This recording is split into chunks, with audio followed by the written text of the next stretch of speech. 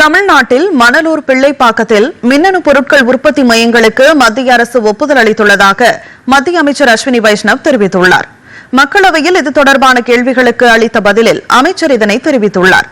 தமிழ்நாட்டில் காஞ்சிபுரத்தில் 38, கிருஷ்ணகிரியில் 8, சென்னையில் 6, திருவள்ளூரில் 6, செங்கல்பட்டில் 4 என பல்வேறு மாவட்டங்களில் மின்னணு பொருட்கள் உற்பத்தி ஆலைகள் அமைக்க மத்திய அரசு ஆதரவு அளித்ததாக குறிப்பிட்டார்.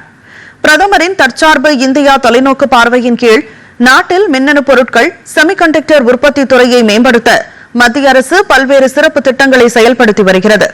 இதன் ஒரு பகுதியாக தமிழ்நாட்டில் மணலூரில் 474.3 ஏக்கர் பரப்பளவில் 587 கோடியே 47 லட்சம் ரூபாய் திட்ட மதிப்பிலும், பிள்ளைப்பாக்கத்தில் 379.3 ஏக்கர் பரப்பளவில் 424 கோடியே 55 லட்சம் ரூபாய் திட்ட மதிப்பிலும் 2 பெரிய மின்னணு பொருட்கள் உற்பத்தி மையங்கள் அமைக்க மத்திய அரசு ஒப்புதல் அளித்துள்ளது.